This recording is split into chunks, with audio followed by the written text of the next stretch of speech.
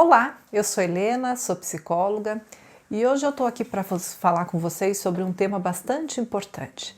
Há muito tempo a Fabiana vem pedindo para eu gravar um vídeo sobre o luto na infância e eu confesso para vocês que é um tema muito difícil porque ele bate tanto na minha história de vida profissional quanto na minha história de vida pessoal.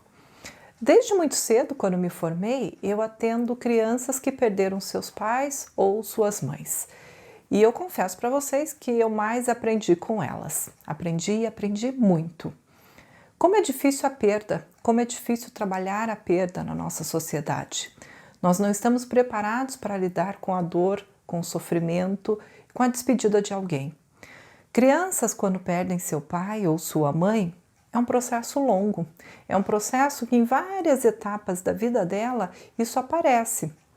Aparece na infância, no momento da perda, mais tarde na adolescência, isso volta a aparecer na vida adulta. Vamos recortar um pouquinho, gente, o período da infância. Quando uma criança perde o seu pai ou a sua mãe, no momento das confraternizações, das festas de dia dos pais ou dia das mães, é um momento muito sofrido. E quando a gente trabalha com esse público, muitas vezes a gente tem que fazer aí um intercâmbio entre escola, família e a gente pensa junto se aquela criança vai participar de algumas festividades, porque para ela é reviver o luto. Algumas coisas que são importantes para as pessoas que estão cuidando das crianças. É importante a gente falar da dor. É importante a gente permitir que a criança fale do seu sofrimento. Muitas vezes a criança ela não vai falar, e sim ela vai expressar através do seu comportamento.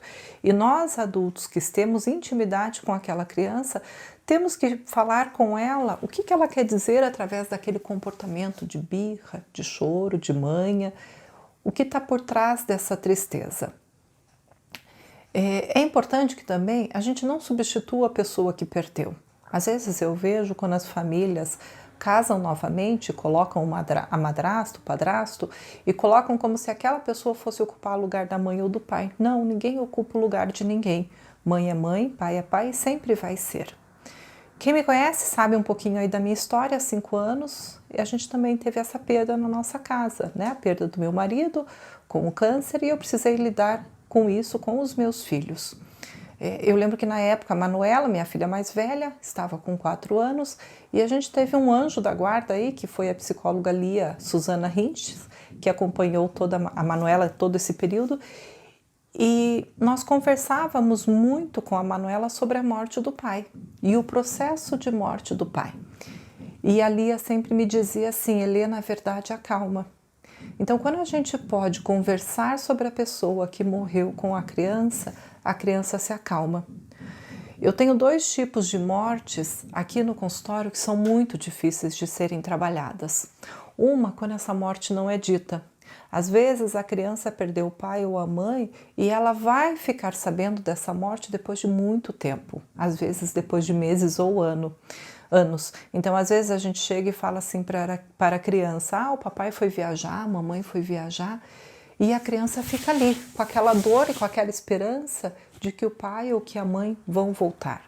Só que eles não vão voltar e nós deixamos da criança participar do momento de despedida, seja do momento de despedida do velório, do enterro, da missa de 7º dia ou de todos aqueles rituais que acompanham a morte. É importante, sim, que a criança possa participar. Ela não precisa ficar, gente, no velório, tempo extenso do velório. Um tempo curtinho para que ela possa se despedir do seu ente querido. Uma outra morte que é muito, muito difícil de trabalhar com crianças aqui no consultório é a morte por suicídio. Nós estamos aí no mês de setembro, setembro amarelo, setembro dedicado às pessoas que se suicidaram, e quando nós trabalhamos com crianças que perderam seus pais por suicídio, também é uma morte bastante difícil de trabalhar. O suicídio fica um fantasma nessa família. E muitas vezes a gente fala assim para as crianças: o papai morreu porque estava triste, né? E a criança fica com esse fantasma, achando que a tristeza pode um dia levá-la à morte. Então são 2 mortes muito difíceis: o não falar da morte e o segundo, a morte por suicídio. É importante falarmos, é importante interpretarmos o comportamento da criança, Criança não fala, criança age. É importante que a memória da pessoa que morreu seja preservada.